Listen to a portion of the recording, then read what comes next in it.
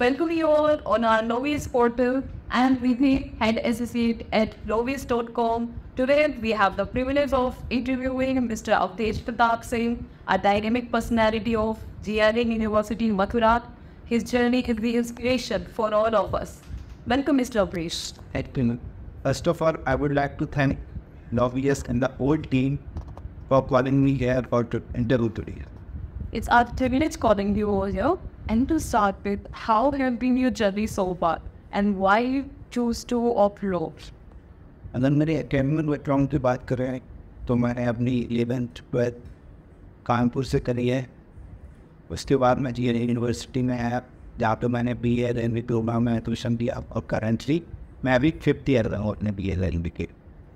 अगर मेरी जर्नी की बात करी जाए तो मेरे पिताजी का बहुत बड़ा हाथ रहा है, इसमें बहुत बड़ा रोल रहा है। एक दिन वो मुझे किसी डेट पर अपनी केस के किसी डेट पर रिकॉर्ड ले गए। मैंने वहाँ जब जाके देखा लॉयर्स को, जजेस को, किस तरीके से लीगल सिस्टम वर्क करता है, तो दैट इम्पैक्टेड मी अलॉट। तो वहाँ से मुझे इंटरेस्ट आया लॉ में और 12th के बाद मैंने अपने फादर से बोला कि मुझे लॉ करनी है, तो उन्होंने मुझे सपोर्ट किया और अभी तक वो मुझे सपोर्ट ही कर हर एक चीज़। As you mentioned, you are in 5th year of BA degree. So how has your journey, academic journey, contributed to your skills and knowledge in the legal field? हमारी यूनिवर्सिटी में ट्राइमेस्टर सिस्टम फॉलो होता है, ना कि semester system follow होता है। इसका मतलब है हर 3 महीनों में एग्ज़ाम होता है, तो उसके लिए हमें टाइम टेबल बनाना बहुत ज़रूरी है। तो दोनों तरफ बैलेंस करके चलना पड़ता है, एकेडमिक्स और एक्स्ट्रा करिकुलर एक्टिविटीज़ की ओर।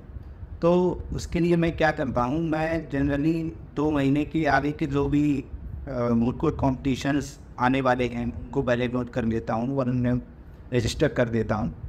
और फिर उसके बाद मैं एकेडमिक्स की ओर ज़्यादातर ध्यान देता हूँ क्लास के ऊपर।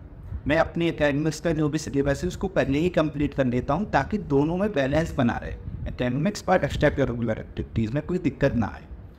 तो यही तरीका है मुझे लगता है, और इससे आपको आपके अंदर एक डिसिप्लिन भी बहुत आता है। आप डिसिप्लिन रहते हैं towards your academics and extra curricular activities. So Vesh, how did you discover your passion for moot court competitions? It all started from 3rd year of my college. जब हम लोगों ने चंडीगढ़ यूनिवर्सिटी ने एक मूट कोर्ट कॉम्पिटिशन करवाया, वहाँ पे जब हम लोगों ने पार्टिसिपेट किया, वहाँ पर हम लोग जीते नहीं लेकिन हम लोग क्वार्टर फाइनल राउंड तक गए थे।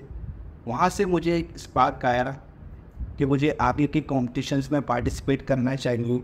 एक कॉम्पिटिटिवनेस आई और एक जज्बा आया कि मैं जीत भी सकता हूँ आगे जाकर।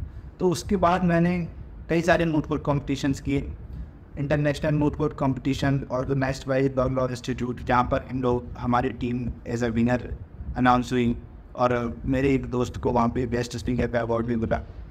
और उसके बाद हम लोग गए national moot court competition organized by Adamas university Kolkata, जहाँ पर फिर से हम लोग एज अ विनर अनाउंस हुए और मुझे बेस्ट रिसर्च अवार्ड मिला।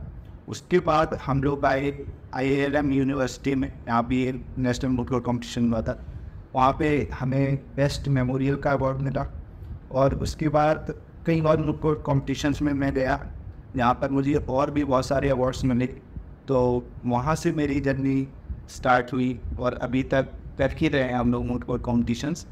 तो आगे और मेरा अभी प्लान है 3-4 मूट कोर्ट कॉम्पिटिशन्स करने का। You have participated in numerous moot court competitions and received several awards. So how this experience enhanced your skills and confidence as a law student? और ये सी बात है as a first generation lawyer in my family कि ये दिक्कत होती है हर एक लॉ स्टूडेंट को कि उसका कोई बैकग्राउंड नहीं होता है, लीगल बैकग्राउंड नहीं होता है, उसके घर में कोई नहीं है उसको गाइड करने वाला। तो एकेडमिक्स आपको एक थियोरेटिकल नॉलेज देती है और मूट court competitions and mock trial advocacy competitions आपको प्रैक्टिकल नॉलेज देते हैं, प्रैक्टिकल स्किल्स सिखाते हैं। इससे क्या हुआ, जब मैंने मूट कोर्ट कॉम्पिटिशन्स में जाना स्टार्ट किया तो जब मैंने मेमोरियल बनाए तो मेरी लीगल ड्राफ्टिंग अच्छी हुई, लीगल राइटिंग अच्छी हुई।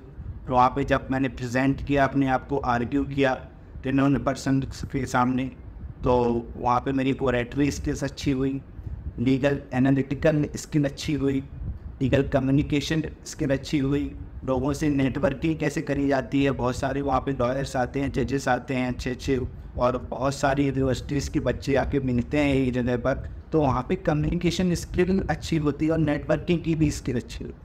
तो इन सारी मुटकोट कॉम्पिटिशन्स ने मेरी स्किल को इस तरीके से अच्छा किया, इस तरीके से इम्प्रूव किया। और ये सारे इवेंट्स से हमें सबसे ज़्यादा नेटवर्किंग में सहायता मिलती है। एक लॉ स्टूडेंट और लॉयर्स के लिए नेटवर्किंग सबसे ज़्यादा इम्पोर्टेंट चीज़ है। अगर आपके नेटवर्क अच्छे होंगे तो आपको एक्सपोजर अच्छा मिलेगा, नए नए फील्ड्स के बारे में जानने को मिलेगा, दूसरों से एक्सपीरियंस मिलेगा। तो इस तरीके से मुटकोट कॉम्पिटिशन्स और मॉक ट्रायल एडवोकेसी कॉम्पिटिशन्स ने मेरी स्किल्स को इम्प्रूव किया। Can you share any standout moment for your moot court job? ऐसे तो सारे ही कॉम्पिटिशन्स इम्पोर्टेंट हैं और सारे ही नंबर्स स्टैंड आउट थे, लेकिन जब हम लोगों ने NLU जब हमारी टीम के सामने आई एक मोट कोर्ट कॉम्पिटिशन में, ऐसे हम लोग सब लोग जानते हैं कि NLU एक ब्रांड है और वहाँ के बच्चों से कम्पीट करने में थोड़ा एक फेयर फैक्टर होता है हमारे अंदर कि किस तरीके से इनको हम हराएंगे, किस तरीके से इनसे कम्पीट करेंगे। तो जब हम लोगों ने कंपटीशन में NLU के बच्चों को जब इन लोगों ने हराया, तब हम लोगों के अंदर एक अलग ही कॉन्फिडेंस आया कि अगर आपके पास कोई अच्छी स्किल सेट है तो हम लोग खूब भले वो NLU के बच्चे हों हम लोग उनको भी हरा सकते हैं। नॉन NLU और NLU वहाँ पे मैटर नहीं करता है जब आपके पास अच्छी स्किल्स हैं। अगर आप पोएट्री स्पीकिंग में अच्छे हैं, लीगल रिसर्च में अच्छे हैं, लीगल एनालिसिस में अच्छे हैं और अच्छी कम्युनिकेशन है आपकी, तो आप कहीं भी compete कर सकते हैं किसी भी एरिया में। Avesh, any closing thought would you like to share with our viewers? Yes, of course. मैं लॉ स्टूडेंट्स भी यही कहना चाहूँगा कि ज़्यादा से ज़्यादा कॉम्पिटिशन्स में पार्टिसिपेट करें, भले वो मूट कोर्ट कॉम्पिटिशन हो, मॉक ट्रायल एडवोकेसी कॉम्पिटिशन हो या कोई भी सेमिनार वगैरह हो, और ज़्यादा से ज़्यादा रिसर्च के ऊपर सीखने पर ट्राई करें। इससे क्या होता है आपकी स्किल्स बढ़ती है और एट द एंड मैटर यही करता है आप कितने स्किलफुल हैं। कोई नहीं देखेगा कि आप NLU से हैं या नॉन NLU से हैं। अगर आप अपना काम करके नहीं देंगे सामने वाले को सही से तो कोई आपको नहीं पूछेगा। तो मैं यही कहना चाहूँगा मूट कोर्ट कॉम्पिटिशन्स में पार्टिसिपेट करिए और अपनी जो प्रैक्टिकल नॉलेज है उस पर ज़्यादा ध्यान दीजिए, ना कि थ्योरेटिकल नॉलेज पे। आपको अगर प्रोसीजर पता होगा सही से कोई भी चीज़ करने का तो आपको कोई प्रॉब्लम नहीं होगी। और ये आपके प्रोफेशन में आगे जाके अगर आपको लिटिगेशन करना है या फिर लॉ फर्म में कोई जॉब करनी है तो ये क्राइटेरिया भी होता है। बहुत सारी लॉ फर्म्स क्राइटेरिया रखते हैं कि अगर आपके CV में मूट कोर्ट कॉम्पिटिशन्स हैं, रिसर्च पेपर्स हैं, एक्स्ट्रा करिकुलर एक्टिविटीज़ हैं, तो इससे ये शो होता है कि आप एक अलग काइंड ऑफ पर्सनैलिटी है, आपकी अच्छी पर्सनैलिटी है। तो मैं बस यही कहना चाहता हूँ कि यही सब आप अगर अपने लीगल प्रोफेशन में ले आएंगे मूट कोर्ट कॉम्पिटिशन वगैरह तो इससे आपका ही अच्छा हो। Thank you, Avdesh. It's really nice interviewing with you. If you want to be here like Avdesh, you can send your CV on info@lovius.com, and if your CV won't select you, you can be here.